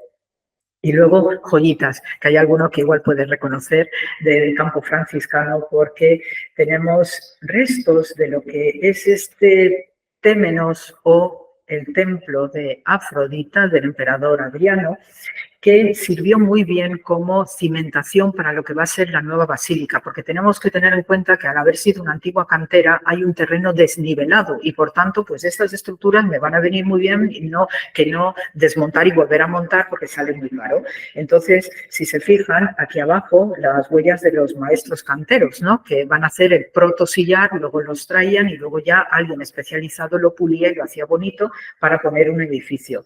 Y esta imagen, que esta viene de la custodia franciscana, precisamente de ahí de Jerusalén, pues esta es una de las cuestiones más interesantes que podemos tener desde el punto de vista de los objetos culticos o lo sagrado, que es el enterramiento de las ruinas. Entonces, lo sagrado, sea en arquitectura, como si son los cálices, como si son las vestimentas sacerdotales, etcétera, no se tiran a cualquier contenedor de basura. Es decir, que cuando ya quedan en desuso, se quedan viejos, los textos, por ejemplo, porque ya quedan muy sobados, no se tira a la basura de cualquier manera. Se hacen enterramientos rituales de lo sagrado y debajo del Santo Sepulcro tenemos enterramientos rituales de columnas de época bizantina. Porque cuando vinieron los persas sasánidas, poco antes del Islam, arrasaron con toda Tierra Santa. Y entonces el Santo Sepulcro quedó muy, muy lastimado hasta los cimientos, desapareció todo el nivel, digamos, bizantino de la basílica paleocristiana bizantina y a duras penas se pudo reconstruir poco después, ya con permiso de los musulmanes, una vez desaparecidos los persas sasánidas, y a partir de allí, pues, en esa reconstrucción, pues todos los restos que quedaron de la época bizantina fueron enterrados correctamente, y algunos de los tablones que hay en el suelo de madera, que cuando uno va actualmente, se ve todo este tipo de resto, ¿no?, de lo que es el enterramiento de las ruinas. Y esto ya son los trabajos recientes. Vamos entrando en harina, en materia, y en la restauración alrededor del edículo del suelo ya sí vemos partes del siglo IV, este opus sectile, que es típico, ¿no?, de la construcción romana, y combinándose, conviviendo con la cantera. Ven ahí cómo están las marcas ya del maestro cantero que va a extraer o está sacando ya un protosillar, pues todo esto es lo que forma parte de esta cimentación y suelo del siglo IV. Y estas son fotos mías del verano del 22, que ya estaba en un lateral dirigiéndose ya hacia lo que es la capilla armenia, donde están los aseos también. Este es el lateral que corresponde a los franciscanos, precisamente, ¿no? Y como ven, todo el suelo totalmente, pues, ahí el patatal que llamamos, ¿no?, los arqueólogos, y sobre todo esta piedra que por fin se supo en qué consistía. Esta piedra andaba moviéndose por el Santo Sepulcro desde que yo tengo noción. Iba para un rincón, iba para otro, y además es que en la parte trasera está lleno de grafiti de peregrinos, ¿no?, y de mensajitos románticos y cosas por el estilo. Entonces, al final, pues se cayó en la cuenta, una vez que se hacen estas acometidas más profundas y sobre todo en la parte cruzada del Santo Sepulcro, es resto del altar cruzado. Pero lo interesante es ver que, si se fijan, a ver si me sale aquí el cursor, todos estos motivos redondos, esto es lo que conocemos como el estilo cosmatesco. La familia Cosmati en Italia eran famosísimos por ser arquitectos de lo religioso, para la cristiandad católica especialmente, y fueron muy, muy requeridos en la época de los cruzados. Y de hecho son los responsables del suelo donde en la abadía de Westminster, donde se pone el trono de la coronación, ese suelo debajo es cosmatesco, es de la época, es propio, entonces a propósito de la coronación que hubo del rey Carlos, ¿no? Pues este motivo cosmatesco fue lo que puso en alerta para la existencia de lo que era el altar de los cruzados, que estaba decorado según este modelo de la familia Cosmati italiana. Y más mosaicos se encontraron de este estilo cosmatesco, que suelen ser motivos circulares, preferentemente de motivos vegetales. Ven aquí cómo se ve mucho mejor este estilo redondo cosmatesco, que también en Roma se ve muchísimo, ¿no?, en San Juan de Letrán, etcétera, estos suelos redondos en espirales. Esto es el estilo típico de la época de los Cosmati. Y ven aquí, arriba a la izquierda está el edículo actual, que ya está súper restaurado, está precioso, y esta es la fase de renovación alrededor. Y esto también es maravilloso, porque ven aquí debajo cómo está la cantera, se ven esos restos de protosillar, lo que es el primer suelo de la época de Constantino y Santa Elena, y luego esta es la ampliación que hicieron los cruzados, tal cual. Es que vamos siguiendo toda la historia del edificio, precisamente a poco que levanta uno una piedra, pues ahí empieza a salirnos toda la historia del lugar. Y estas son las fotos recientes que me he traído. Estamos en el deambulatorio de los cruzados y justo donde yo estoy más o menos va a empezar el descenso a la capilla de Santa Elena con una escalinata monumental de los cruzados. Pues, ¿qué sucedió cuando levantaron el suelo? Restos de la basílica bizantina. Y se ven aquí las estructuras maravillosas, rectangulares todas, siguiendo el modelo de la basílica paleocristiana, que es todo rectangular, y además tuvieron la genial idea de colocar aquí una especie de sumideros para que fluyera la humedad del terreno, porque como hay una cisterna muy cerca, enorme, y otras tantas cisternas pequeñitas, pero por agua freática, no son cisternas construidas a propósito, pues había el grave riesgo, ya lo detectaron Constantino y Santa Elena, de que todas esas escurrentías de agua podían perjudicar al edificio. Por tanto, creamos un sistema de drenaje, y son estos tubos que ven ahí, o sea que estaban en todo. Más abajo hay aquí un aluvión, un relleno, que también nos va a dar una información muy especial, porque no solamente ven por la estratigrafía que tenemos la época cruzada, vemos basílica bizantina directamente y aquí abajo hay un relleno apabullante. Aquí está. Entonces se ve, si ven cómo el terreno está así en diagonal, eso indica que ha habido relleno, que alguien vuelca y hace el relleno. Entonces por eso está en la inclinación del terreno. Y se ve aquí lo que son los restos bizantinos, todos muy rectos, muy angulares, la parte cruzada. Y en este relleno se encontró una pieza que al profesor José Miguel le va a gustar. Y esta es otra vista donde tenemos diversas capillas, ¿no?, de los armenios especialmente, y ven todo lo que es la parte cruzada, los rellenos así que se ven, los trazados diagonales, el sistema de drenaje, y aquí aparece esta teja de la Fretensis. ¿Y es por qué? Porque precisamente en ese punto donde se va a construir el Santo Sepulcro estaba acampada la 10ª legión, la Fretensis, estaba ahí clavada. Entonces, pues todo ese relleno que hicieron Constantino y Santa Elena para nivelar el terreno tomó parte del campamento romano y por eso apareció esta teja en esta fase de renovación del suelo del Santo Sepulcro. Y un ejemplo de crucificado, que antes ha comentado el venerable Pater, pues había modos de hacer crucifixiones. Y aquí tenemos pues los restos de este señor, de Yohanan ben Hakdol, que está en el Museo de Israel, y se nos presenta otro modelo de crucifixión. Por lo menos tenemos atestiguados 3 tipos, no solamente la que ha comentado antes el padre, sino esta, aquí tenemos el talón real del pobrecito mío y su osario. Es decir, que este hombre sí recogieron su cuerpo y le dieron un enterramiento digno. Es también del siglo I. Y entonces los forenses que estudiaron los restos, pues vieron que esta era la forma de crucifixión también. Es decir, que el stipes, que es este vertical, en vez de poner los pies así o así, eran puestos así. Y entonces aquí tenemos un pie, al otro lado estaría el otro pie, y lo que hacían para evitar que se desprendiera era doblar la punta del clavo. Y este tipo de clavos encontramos unos cuantos en Jerusalén, y además con la curiosidad de que los clavos de hierro eran especialmente valiosos para los judíos, que también tenían sus aspectos de superstición o religiosidad popular, porque el hierro espanta a los demonios, y como también tienen este tipo de prácticas desde el punto de vista popular, pues tenemos en el Talmud que estos clavos de hierro eran especialmente valiosos.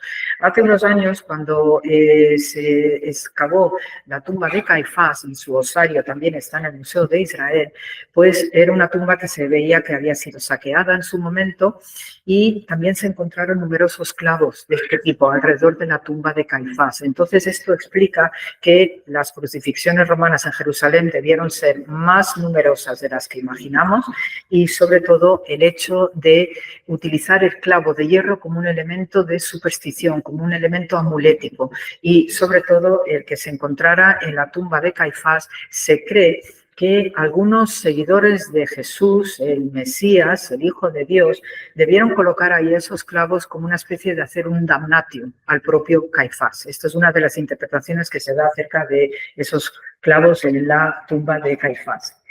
Y para lo que les voy a comentar a continuación, ya llegamos al final. Esto es parte de la excavación donde yo estoy, en Jerusalén, en Givati, y estamos aquí en este periodo, esto es del 2018, sí, 2018, estamos desmontando un nivel, digamos, abásida, es decir, ya tenemos al mundo árabe, musulmán allí en la ciudad, y había que desmontar todo esto después de haberlo registrado, pautado, etcétera, porque justo aquí debajo, detrás, donde está la escalerita de madera, ahí tenemos la calle bizantina que subía desde la piscina de Siloé hacia ahora el Santo Sepulcro de Jerusalén. Entonces, en esta calle, bueno, le llamábamos la calle Rockefeller porque no hacíamos que encontrar más que monedas de peregrinos de la época, sobre todo monedas de la época del emperador Heraclio. Y claro, pues aquí los peregrinos dejan los cuartos que daba gusto, ¿no? Y también cruces de peregrino de tipo alambre que hacían 2 piezas y te lo colgabas al cuello.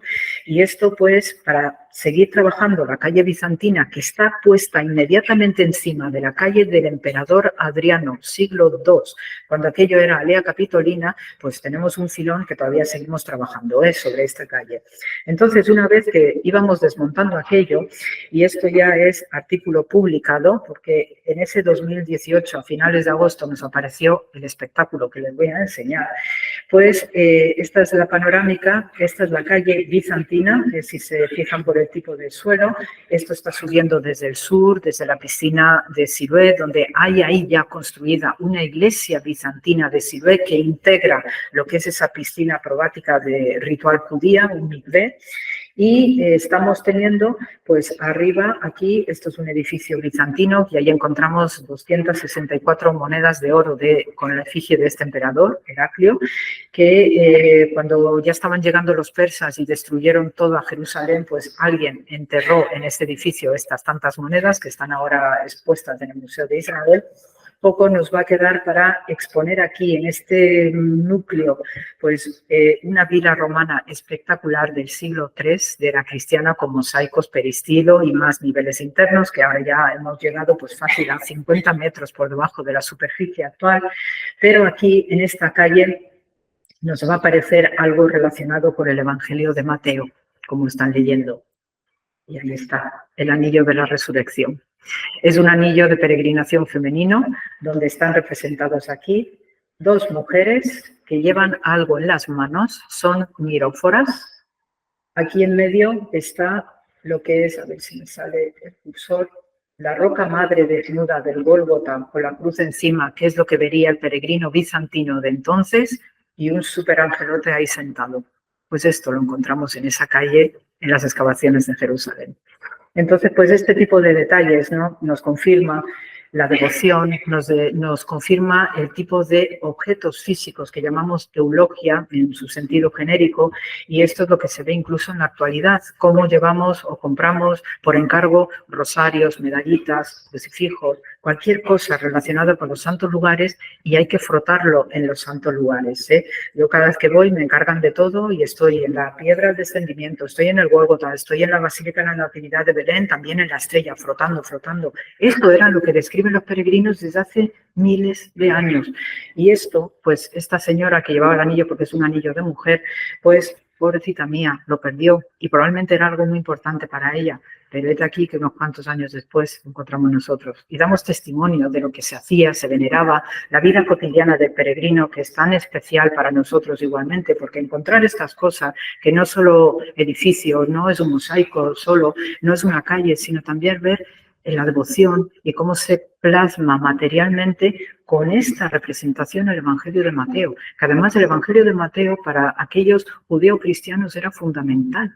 Es que hablamos de bionitas, de quesaitas, de los nazareos, esos primeros núcleos de judíos que seguían a Jesús, y era Mateo la referencia, y por tanto es lo que hay reflejado en este anillo.